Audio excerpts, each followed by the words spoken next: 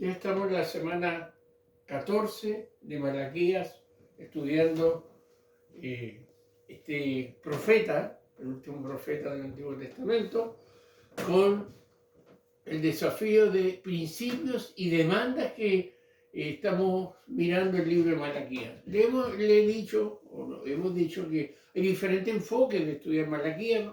Tomamos este enfoque un poco más metódico, más fácil de distribuir, que son 7 principios y demandas, ¿ya?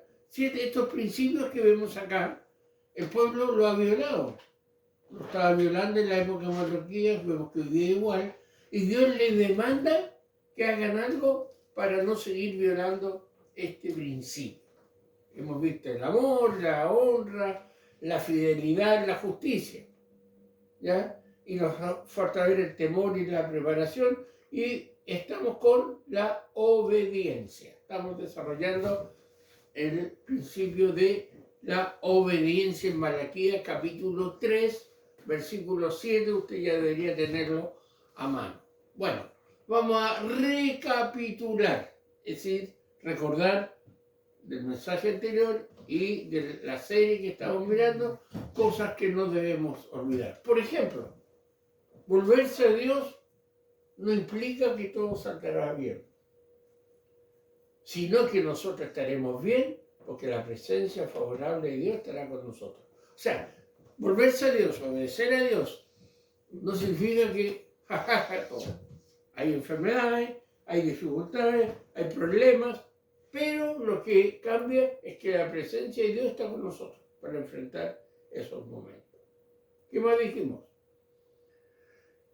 Que el bienestar del pueblo del pacto, usted y yo, o sea, que estemos bien, no radica en alguna clase de beneficio temporal, sino en tener al Dios del pacto. ¿Entiende eso? O sea, no porque tenga más algo temporal, material, quizás riqueza, quizás salud, quizás inteligencia, significa ya que estamos bien con Dios, sino el que tengamos a Dios como nuestro Salvador. Pregunta, ¿por qué, al igual que las multitudes que seguían a Jesús, muchos cristianos afirman que les falta algo? Hoy me falta esto. Bueno, hay que pedir, sí, pero siempre hay una queja de que les falta algo. Bueno, comúnmente la razón principal dijimos que era que Cristo no es su mayor necesidad, sino el alimento temporal, lo pasajero. Por eso le falta. Si uno realmente comprende esa comunión con el Señor, ese volverse a Dios y estar con Él, sí, puede que al mirar algo falta, pero no es mi mayor oración, no es mi mayor drama, ¿ya? Pero si lo temporal, lo pasajero es la mayor necesidad, obviamente siempre me va a faltar algo. Siempre. Nunca va a estar conforme.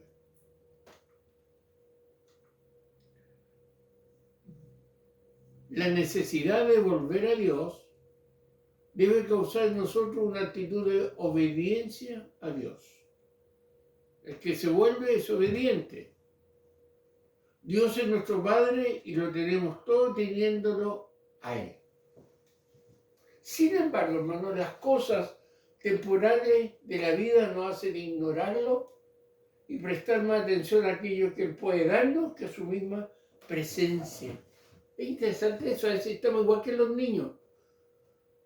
Hace un tiempo atrás, ¿se acuerda usted que habían sacado un chocolate que se llamaba ¿qué me trajiste? ¿Así? ¿No se acuerdan? Sí. Porque hay niños que llegan, ¿qué me trajiste? No le interesa el padre o la madre o la comunidad, no, lo que le trajo. Y a veces contestamos igual. Lo que nos interesa es lo que Dios nos da, no a Dios como persona, no a Dios como nuestro Salvador, nuestro compañero, nuestro divino compañero. No, sino lo que Él me da. Estamos igual que ese niño, ¿se acuerdan que veíamos ese niño que estaba con su papá ahí en el pecho, lo miraba, pero cuando cualquier juguetito se distraía?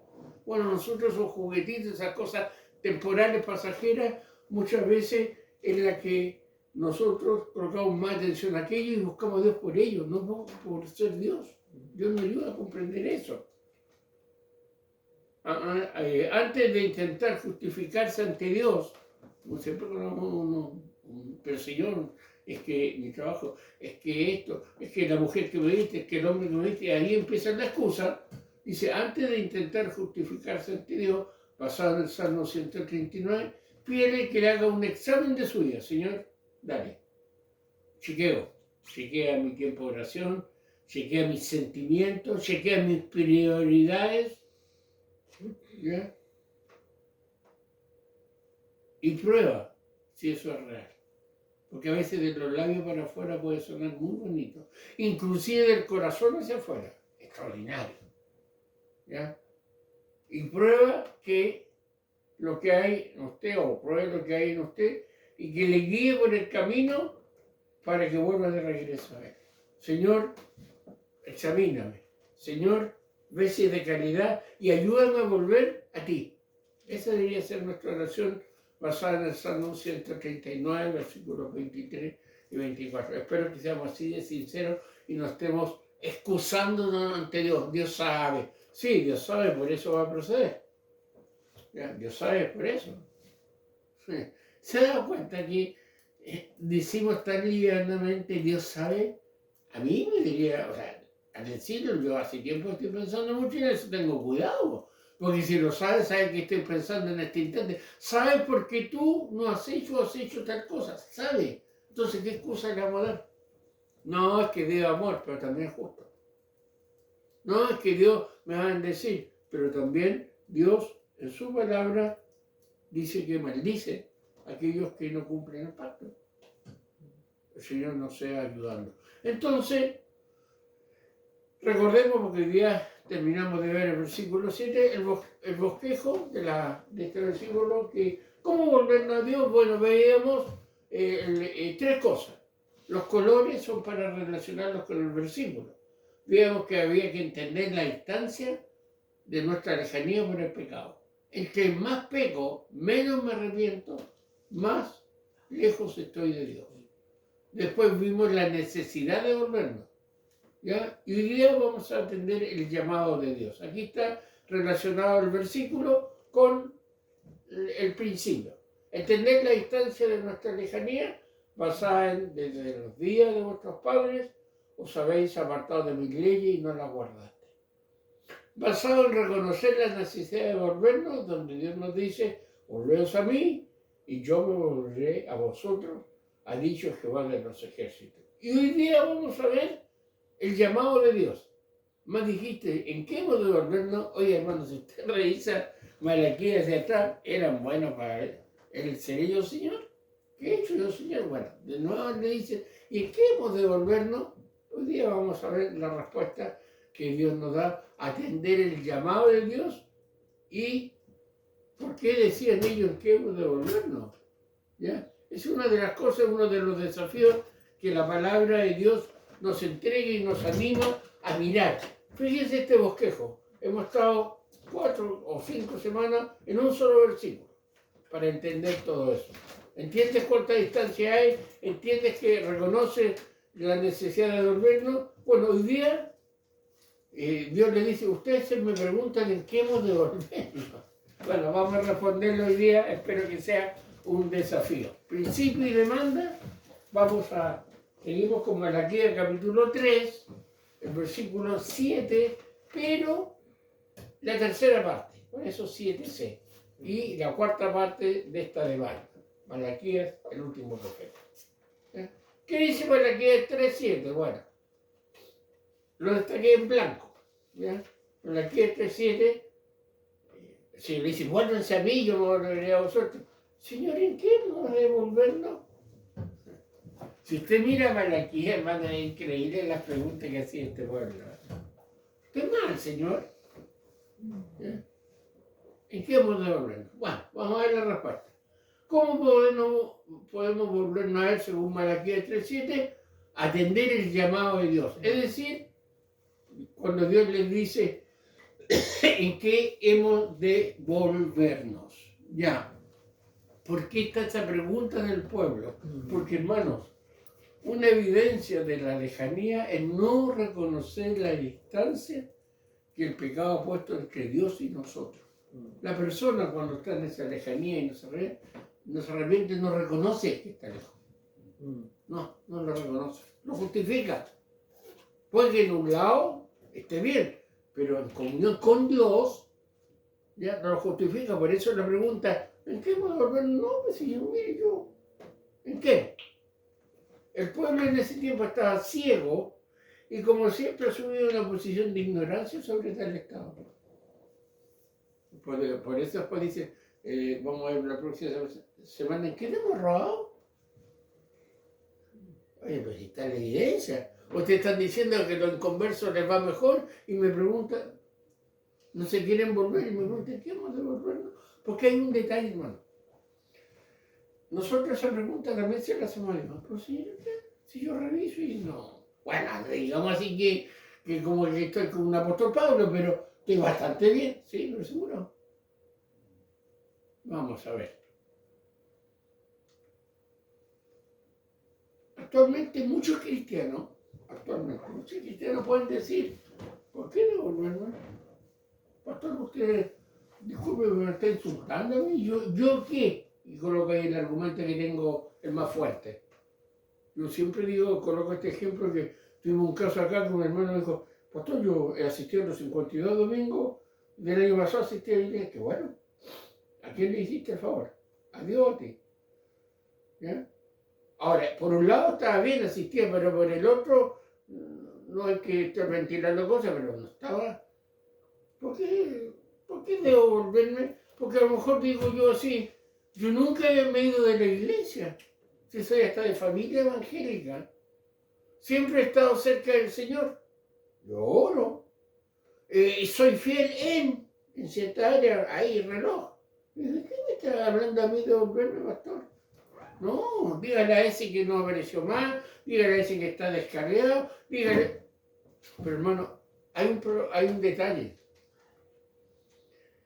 Lamentablemente, la actitud del corazón es contraria a la que mostramos superficialmente.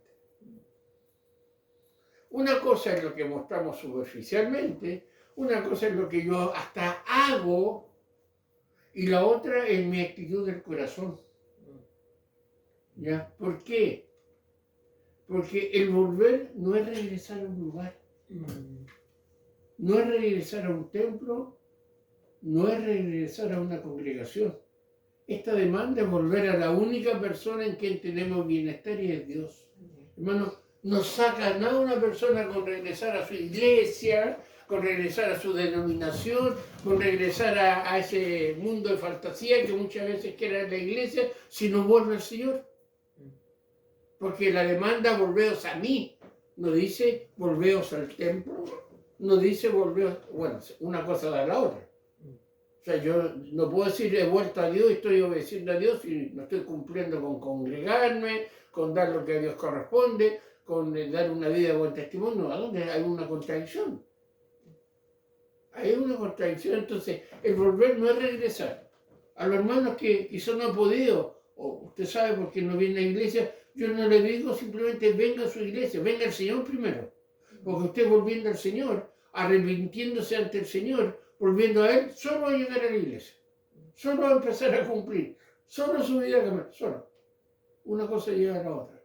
Ese es el volvernos, ¿ya? Ese es el volvernos. Así que, hermano, hay dos cosas muy importantes.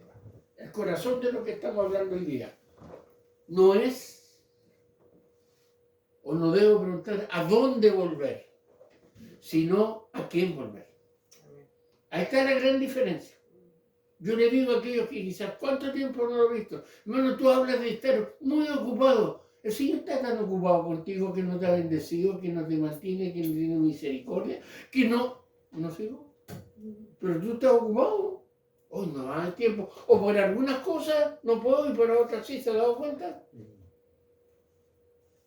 Hace tiempo atrás, mucho tiempo atrás, cuando yo había agarrado la mala costumbre de usar demasiado el Facebook, hice como un concurso, una broma, la excusa del día domingo de los hermanos.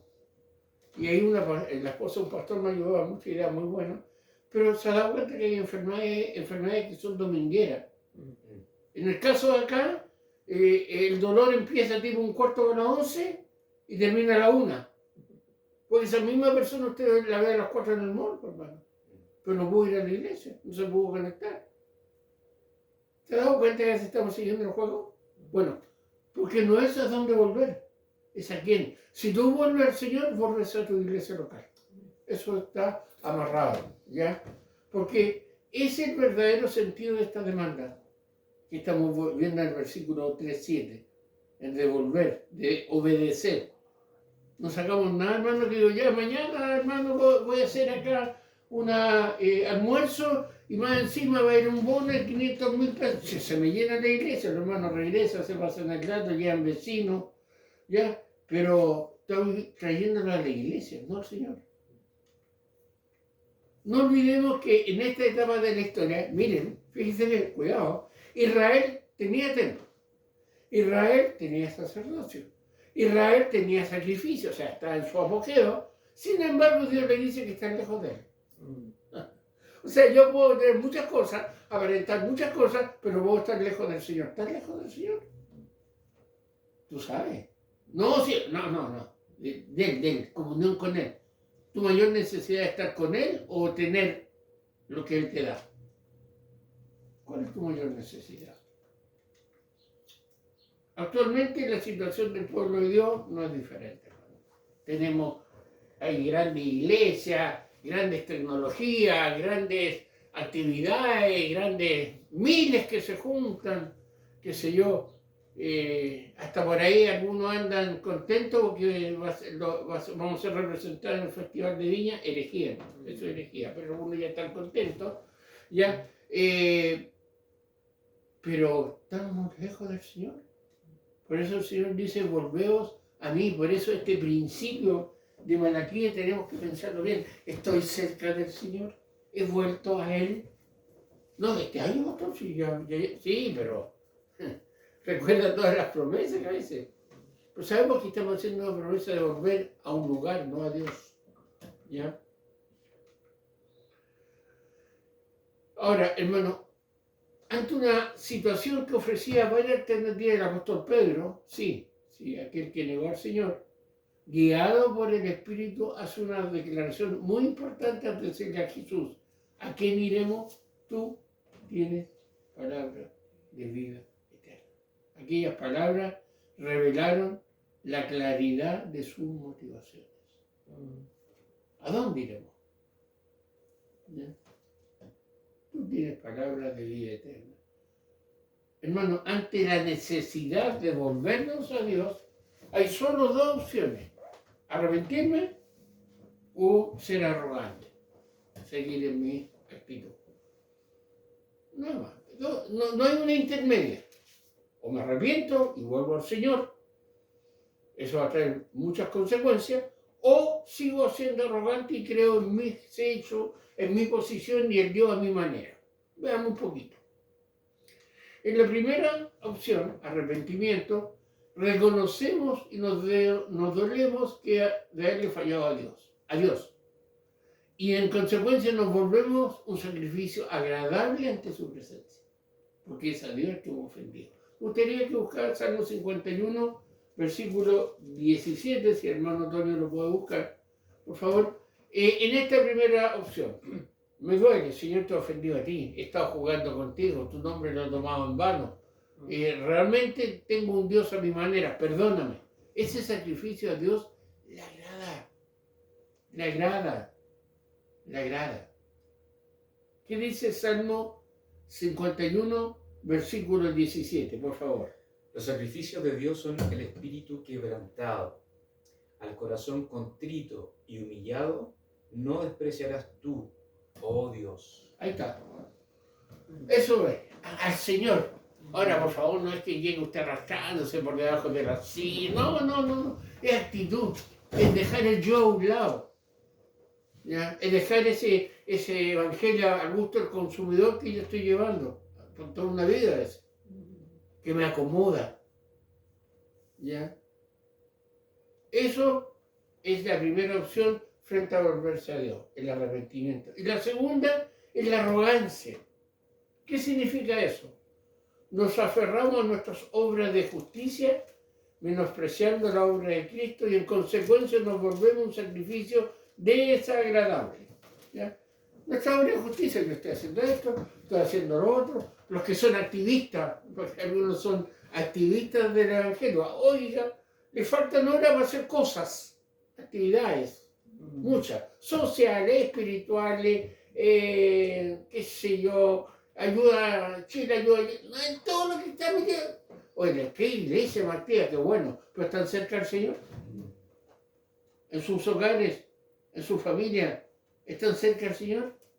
¿Por qué hay rencilla? ¿Por qué hay peleas dentro de esa iglesia? ¿Por qué hay envidia? ¿Por qué hay adulterio?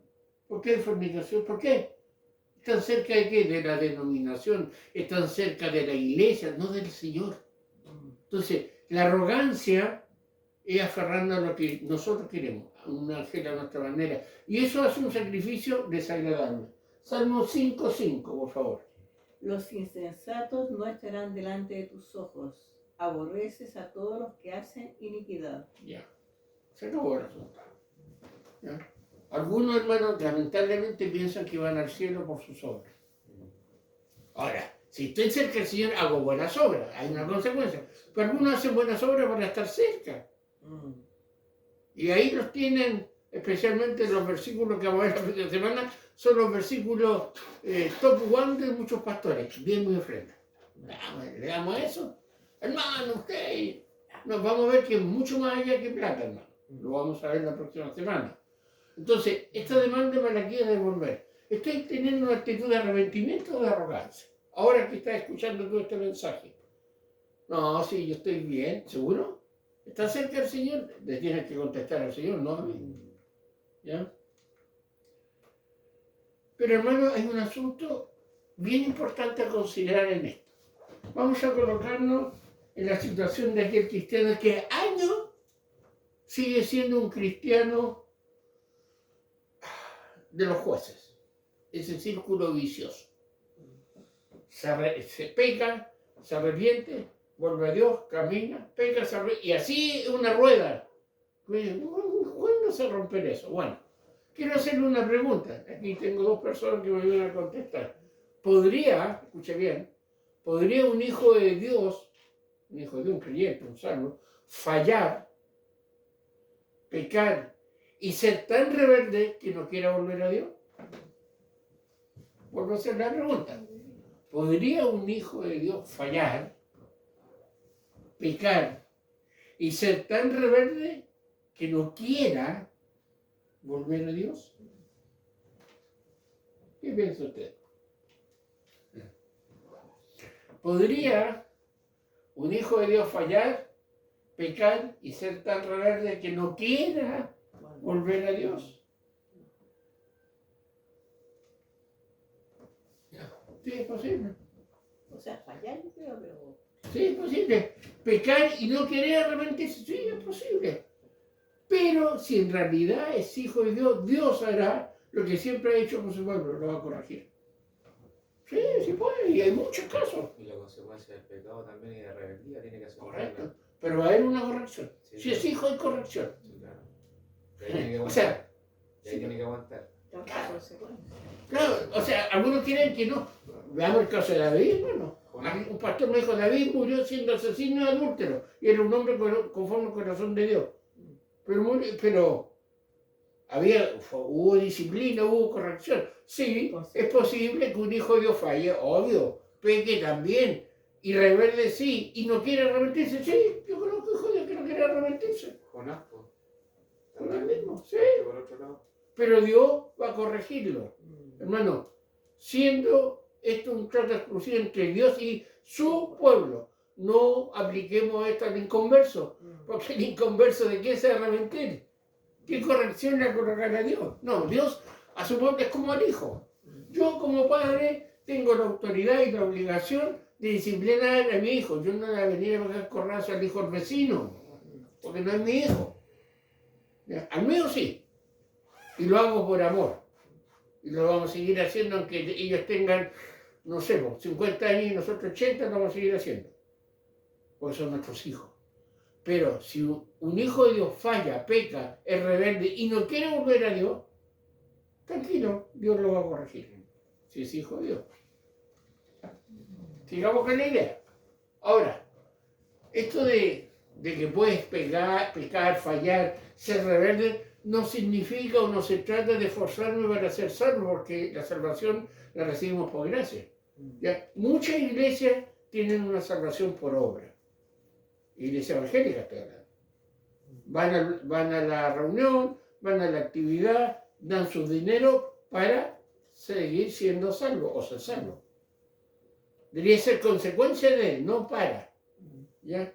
Pero, hermano, esto de que si podemos fallar, Dios nos va a corregir, tampoco ser salvo y tener seguridad de salvación nos habilita para vivir de cualquier manera con licencia para pecar total me voy al cielo. Especialmente me encanta esta iglesia de Pastor Fernando, como son una iglesia que tiene seguridad de salvación, que no se mete, haga lo que haga, me voy al cielo. No, el que piensa eso, que revise si realmente es salvo. Porque el que es salvo no quiere ofender a su Dios porque volvió a su Dios, ama a su Dios, no lo que su Dios le da, sino a Dios. ¿Ya? Un verdadero hijo de Dios, y aquí yo quiero que tengamos cuidado en lo que vamos a escuchar, un verdadero hijo de Dios que se revela contra Dios y quiere vivir de cualquier manera, estoy hablando de un hijo de Dios, ojo, no un inconverso. Porque pasa a veces que hay hijos de Dios que se rebelan y quieren vivir de cualquier manera, total, igual Dios dice que los bendice, Dios lo tomará y lo corregirá. Eso es seguro. ¿Cómo? Ahí está Oseas 2:14. Pero aquí yo la traeré, está hablando su iglesia, yo la traeré y la llevaré al desierto y hablaré a su corazón. Miren lo que hace Dios con sus hijos, con aquel hijo rebelde, ¿ya? Que quiere vivir de cualquier manera. Hermano, de cualquier manera no estoy diciendo en drogas, sexo. No. Rebelde a Dios no. Hago lo que quiero, procedo como quiero, total de a Dios ya lo tengo, no en mi mano, pero pienso que agrado a Dios, porque estoy agradando a una iglesia, no a Dios. Bueno, Dios lo va a tomar y lo va a corregir. Volvimos a leer, o sea, 2:14.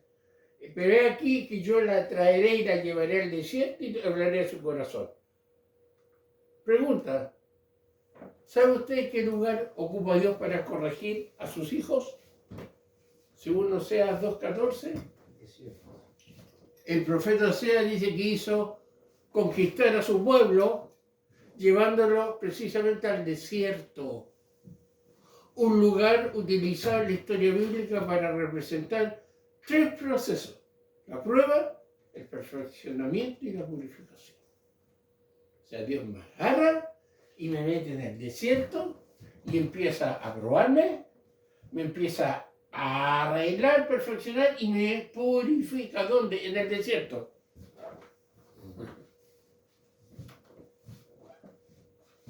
Ahora, el desierto no es un lugar fácil y agradable, pero es un lugar necesario y efectivo para que Dios cumpla sus propósitos en aquello que Él ha elegido para su gloria. A nadie le gusta el desierto, estamos hablando metafóricamente, pero se necesita y es efectivo porque Dios ahí habla con la persona, ahí trabaja directamente con la persona, ahí no tiene dónde esconderse, está en el desierto. ¿Ya? ¿Qué hace tan efectivo este lugar, el desierto? Bueno, en el desierto podemos escuchar a Dios sin distracciones. Estamos en el desierto. Ahí podemos enfocarnos solo en Él. ¿A quién más vamos mirando? Estamos mirando a Él. Y comprender que su sola presencia es todo lo que necesitamos. No tenemos más auxilio. ¿Qué desiertos puede ocupar Dios para disciplinar a su pueblo? Un lugar donde solo lo escucho a Él, un lugar que me enfoco en Él y que todo lo que tengo es a Él. Bueno, escasez económica, sacarme de mi confort. Unas cosas que Dios permite. Me aprieta para que ya no mire tanto horizontal, sino más verticalmente. Y conversa conmigo. Bueno, no vamos a caer en el error de aquel que dijo que tenía un pequeño sueldito, o una usted que dijo que iba a vivir con 120.000 pesos y la estafaron con 700 millones. O sea, no caigamos en ese juego. Pero la escasez económica, y hoy día es muy algo que está o va a estar, o estuvo, o sacarme del confort en un desierto que a veces Dios nos coloca para hablar con nosotros. O puede ser la enfermedad inesperada o las crónicas complicadas. Usted a lo mejor dice, pastor, ¿usted ha estado en algún desierto? Sí, sí. Aquí está el hermano presente que una vez me siguió rumbo al desierto que vivía yo. Y yo siempre he dicho, los mejores seminarios es cuando estás hospitalizado. Te mira ahí lo que te conectaron, te das cuenta que los médicos hablan de ti. ¿A quién más tienes? Al Señor. ¿Con quién más tratas? Con el Señor. Bueno, hay algunos que aún así siguen siendo rebeldes, pero eso ya habría que entrar a analizar por qué, aún a pesar de. Pero puede ser también el desierto, las crisis familiares, emocionales, existenciales, todo eso, pueden ser desiertos que Dios permite. ¿Para qué? Para sacarte de todo ese tumulto y decir, ven, quiero hablar contigo. Quiero hablar contigo. Esos son los desiertos que Dios puede jugar, hay muchos más. ¿Ya? Pero hermano, a lo mejor estoy pasando por esa situación. Es consecuencia del pecado, no es desierto. ¿Cómo saber qué es desierto? Vamos a explicar eso. Estamos hablando que ellos decían, ¿en qué podemos vernos? Estaban violando 7 principios. ¿Qué, Señor? Bueno, ¿cómo saber que es un desierto? Primero, porque por mi terquedad de no querer volver a Dios. Tengo ejercicio, no, soy chuca. No quiero volver a Dios. No es que no pueda, no quiero. Soy terco, no quiero. El orgullo. El orgullo. Yo quiero ser siempre el pastor Fernando. Ya está, te das cuenta, todos los años de teología, los contactos y todo. Y si tuviera una iglesia era mía, los miles y abrieron más. No, que soy terco. Primero que nada, saber que estoy en ese desierto por terquedad. Segundo, porque es un trato personal entre Dios y yo. Hermano, cuando yo estaba hospitalizado, yo lloré muchas veces no para que Dios me sacara ahí, sino por lo terco que había sido en muchas áreas. ¿Ya? Y Dios estaba tratando personalmente conmigo. Alguien me preguntó, ¿tenía miedo de morirse? No, si no hay miedo de morirse. El asunto es analizarse como estoy ante el Señor. Porque no es algo fácil ni agradable. El desierto no es algo fácil ni agradable. ¿Ya? No, para nada. Porque es más que necesario. Y ahí tenemos que tener, sí, la verdad que estoy acá porque necesito volver al Señor. Necesito volver al Señor, al Señor. ¿Ya? Y algo importante, por el amor de Dios hacia mí y la nueva oportunidad que me da de recomenzar. Me da una nueva oportunidad, hermano. El desierto donde Dios te está diciendo, te saqué, te tengo aquí para hablar contigo. O sea, puedes recomenzar. Y porque Dios hablará a mi corazón. Ahora, si esto no sucede, vamos a ver un poquito más adelante la respuesta que estaría pasando. Pero eso pasa. ¿Ha pasado por el desierto? Bueno. ¿Cómo podemos volver a Dios al atender el llamado de Dios? Que Dios le dice, más dijiste en qué hemos de volvernos, el versículo que estamos, o la parte del versículo que estamos terminando. Pero quiero hacerte una pregunta antes de terminar el mensaje de hoy. ¿Estás en el desierto? ¿Te das cuenta que estás? A lo mejor no te has dado ni cuenta y Dios quiere conversar contigo. Está permitiendo todo eso. Ordenando o permitiendo para hablar contigo. ¿Estás en el desierto? ¿No? ¿Seguro? No, pastor. Sí. La verdad que tengo que arrepentirme. No, no es desierto. Entonces, otra pregunta. ¿Te gustaría estar en el desierto? ¿Te gustaría estar en el desierto? En todo este lugar, todo esto. Yo me hice la pregunta, ¿me gustaría volver al hospital para estar como estuve o peor? Digo, no, pero mucha quedó porfiado. Lo digo por mí. Entonces, ¿te gustaría estar en el desierto? Ahora, fíjate lo que voy a decirte en este instante. Ahora, si el desierto no te afecta, no te hace volver a Dios, debes preguntarte sinceramente, ¿soy pueblo de Dios? Bien, tienes que preguntarte, porque si ya, lo único que falta es que se, no sé, te partan por la mitad, porque si no, y sigue igual de arrogante, sigues igual alejado de Dios, sigue igual de insensible en comunión con Dios, sigue igual llevando esa doble vida, esa amistad y todo eso que te afecta. Tienes que preguntarte si eres pueblo de Dios. Sinceramente, ¿soy pueblo de Dios? Si sucede eso, si realmente el desierto no te afecta, tu eslogan es, ¿en qué debo volverme? ¿Qué debo volverme?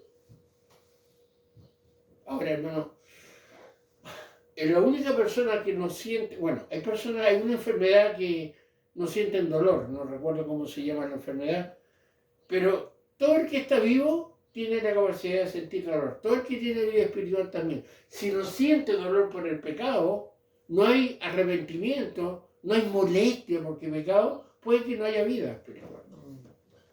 ¿Ya? Y eso hay que orar para que Dios tenga misericordia, porque a veces la persona está en rebeldía, está en pecado y dice que Dios lo está bendiciendo, y no es bendición, es misericordia. La bendición viene por resultado de la obediencia, y la misericordia es para todos. ¿Ya? Entonces, ¿desierto? A lo mejor ya sacaste los pasajes por el desierto, hablando espiritualmente. ¿Ya? A lo mejor no te has dado ni cuenta. O cuando ves que estás en el desierto, no es por otro desvío. Perdóname. Si eres hijo, tarde o temprano vas a estar en el desierto si no te arrepientes. Bueno, a veces, hermano, también el desierto es necesario para crecer y madurar espiritualmente. Por eso estamos terminando este versículo, que lo dije al principio, relacionamos los colores con las verdades. ¿Cómo volvernos a Dios? ¿Cuántos metros estás lejos de Dios? Dios te dice, vuélvete a mí, y hoy día Dios está diciendo, ¿vamos al desierto? ¿Vamos al desierto? O mejor lo necesito. No sé, Dios sabe. Dios lo sabe. Lo importante es que no estemos con preguntas que queremos desconocer. ¿En qué tengo que volver? Tú sabes, hermano. En este instante, tú que estás escuchando directamente o que vas a escuchar el mensaje, tú sabes en qué está fallando el Señor y por qué no quieres volver. Ahora, si dices no puedo, tengo que decirte tienes que nacer de nuevo. Porque el que nace de nuevo puede. Ahora, si no quiero, bienvenido al desierto. Dios va a tratar contigo tarde o temprano. Y hay una cosa que lo trae el hermano que está acá, me dio la respuesta. Cuando yo, siendo cristiano, aún llegando más desierto, no reacciono, ¿qué dice Dios? Ven para acá. Mira. Me está amenazando de muerto. No, pero tú que amas tanto vivir, vuelve al Señor. Vuelve al Señor. Realmente vuelve al Señor. Porque el principio de hoy le decía, vuelve al Señor.